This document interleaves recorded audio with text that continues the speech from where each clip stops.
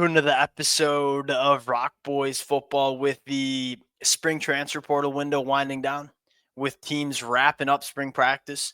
This is the time period where I like to dive in and say, hey, we kind of have a good feel for what these teams are going to be going into 2025. Now, who are the teams that have a legitimate shot at winning a national championship in the 2025 season? Now, make no mistake about it, there are a lot of good teams across the college football landscape going into the 2025 year, but I would argue that the teams that have a legit chance to win a national championship, that list is a little bit shorter. In a team that is certainly on the list in terms of national championship caliber teams, but a team that I probably have higher than most going into 2025. Man, Dabo Swinney and the Clemson Tigers, like you start running through the boxes that you want to see checked from national championship caliber teams. This Clemson football team is checking just about every single box that you want to see checked off. Now, we're going to go through 5 reasons and kind of 5 large boxes that I think Clemson checks heading into the 2025 year. Fired up to get into it. Before we do, and as always, number one to the Clemson fans, y'all let it fly in the comment section. It is probably early in the offseason to start having national championship conversations. Clemson fans, let me know if I'm getting a little over my skis here having this kind of conversation. Appreciate you guys rocking with it. It's been really fun talking this program in spring ball on the recruiting trail. The amount of support the Clemson fans have shown the boys in the dead of the offseason has been amazing.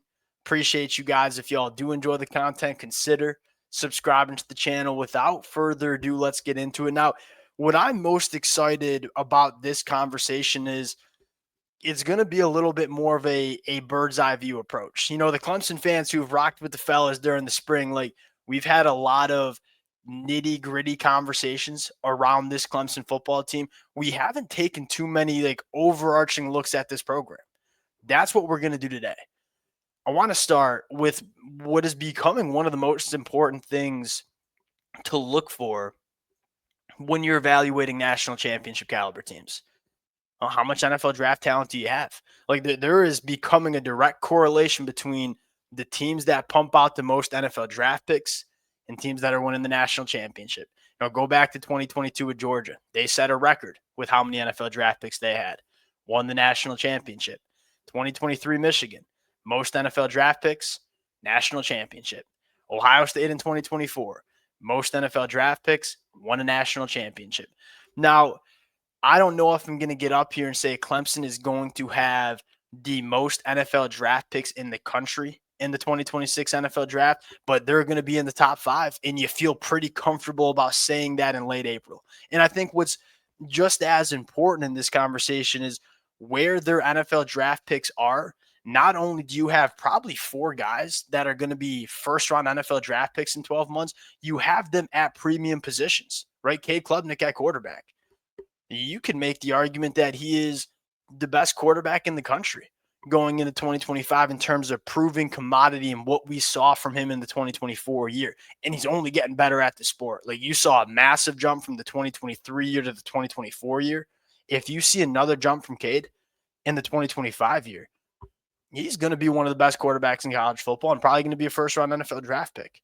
Then you look at the defensive line, the guys rushing the passer. That's probably the second most important position to have your NFL talent. Look at TJ Parker. You look at Peter Woods.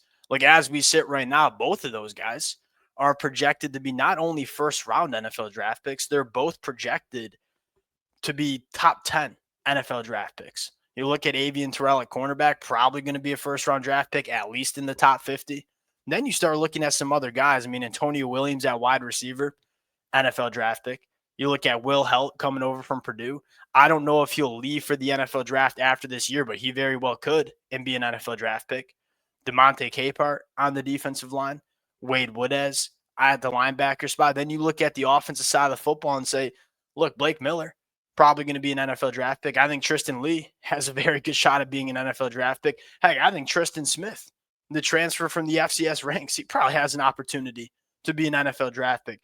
That's at least 10 names that you're sitting there and say, hey, probably going to be NFL draft picks in 12 months. Not to mention the most unique part about this Clemson team is that some of their best players on their roster are just guys that won't be eligible to go to the NFL draft after next year. You look at Brian Wesco, you look at TJ Moore, you look at Sammy Brown at linebacker. This team is loaded with potential NFL draft picks, not only in the 2026 NFL draft, but over the next couple of years as well. That's what fires you up the most because, again, there's been an emergence of a direct correlation between, hey, if you have the most NFL draft picks, you're probably going to be one of the best teams in the country and have the opportunity to compete for a national championship. And then you start getting into some other intriguing storylines around this Clemson team. Something that I love about Clemson and something that I think is growing in terms of importance is offensive continuity. Really just continuity in general, but specifically on the offensive side of the football. And why I want to point this out is in this era of college football, with how much movement you see not only from personnel and players in the transfer portal, but also coaching staffs. It's very hard to keep a coaching staff together from a year-to-year basis. Clemson's got it all checked. They got the trifecta on the offensive side of the football checked. Right? You got Cade Klubnik coming back. You're going to be a year 3 starter. You got Garrett Riley coming back as your offensive coordinator. Clearly as something is working between Garrett Riley and Cade Klubnik. It's getting better. Then you return all your pass catchers from last year, outside of Jake Bringestow. Like you're returning everybody that Cade Klubnik was throwing the football to. There are not a lot of teams in the country that return their top pass catchers, their starting quarterback, and their offensive coordinator. Clemson returns all 3 of them. And I think that's a really big storyline. Look, there's a lot of teams that have talent at the quarterback spot. There's a lot of teams that have talent at the wide receiver spot. There's a lot of teams that have good offensive coordinators. Do those teams have all of those things returning in the 2025 year? Not many do. Clemson does. Now, another storyline here is the experience and depth on the offensive line. You start looking at this offensive line and say, I don't have the exact numbers, but I feel pretty confident getting up here and saying that there is not many offensive lines in the country that return the amount of experience, the amount of starts that Clemson does on the offensive line. Not to mention, Matt Luke has done a phenomenal job developing these guys too. And I think just as importantly, like it's a deep offensive line too. You talk about guys like Walker Parts or a guy like Colin Sadler. I'm not even sure if those guys start. Like those guys would be starting offensive linemen for a lot of teams across the country, might not be able to start on the Clemson offensive line.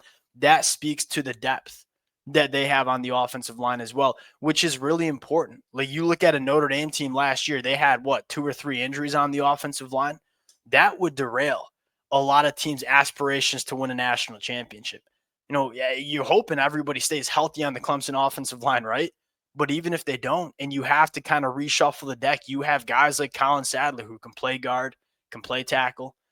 The not only the experience, the talent, but the depth of this offensive line really stands out to me as well. And that's another one of those positions where you don't see it very often having that much continuity with all the players leaving, with players going to the NFL draft. It's hard to keep these guys on the same roster for year after year after year. A lot of these guys have played 3+ years together on the Clemson offensive line. Then you go to the defensive side of the football, and I think the top storyline is we know this defense is talented. I last year at this time, I said Clemson's going to have a top 5 defense in the country. Now, obviously, I missed on that one. I don't think that had anything to do with Clemson not having the personnel to be good. I think it had a lot more to do with what they had at the defensive coordinator spot.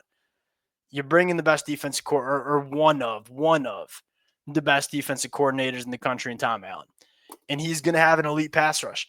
This is huge. Again, go back and look at national championship caliber teams. What do they all have in common? Georgia, Michigan, Ohio State, the last 3 national championship teams we've seen, they won national championships in different ways. Like they look different on offense. They had different kind of playmakers. Ohio State spreads you out, use the wide receivers. Michigan, 12 personnel running the football.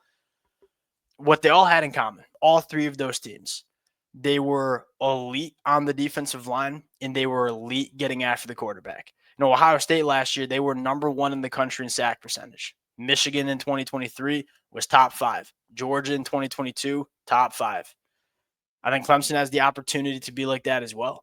TJ Parker and Peter Woods, that's kind of where it starts. Like DeMonte Capehart, the Clemson fans appreciate him. I don't think the national media does. Will Helt has been everything that was advertised coming over from Purdue.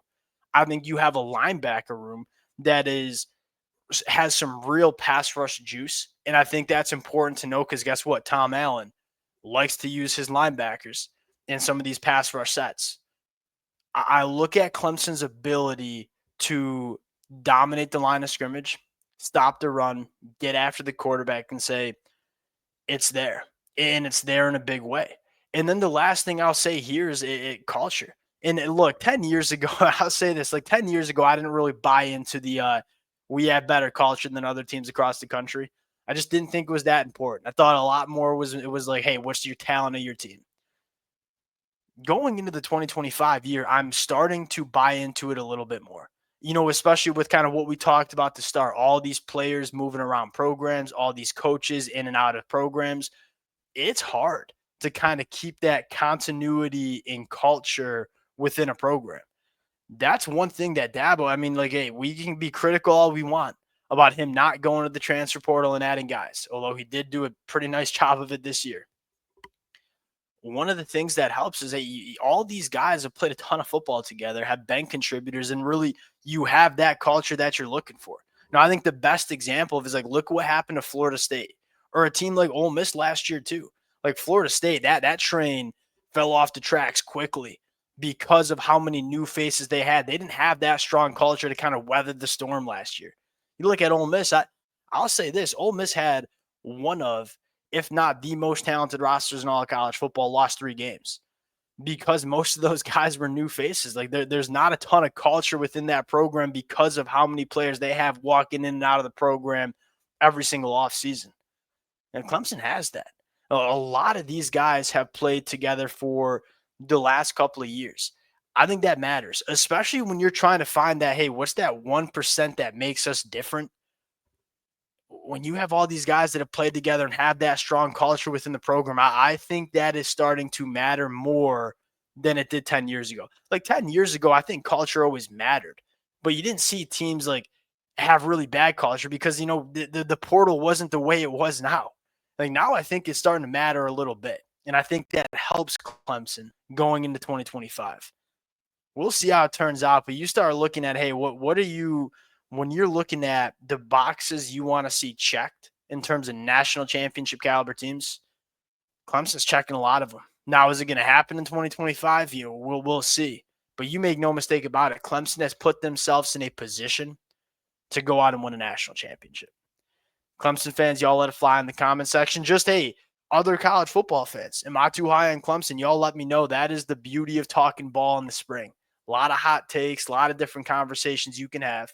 Appreciate you guys rocking with it. If y'all do enjoy the content, consider subscribing to the channel, and we'll talk to y'all later.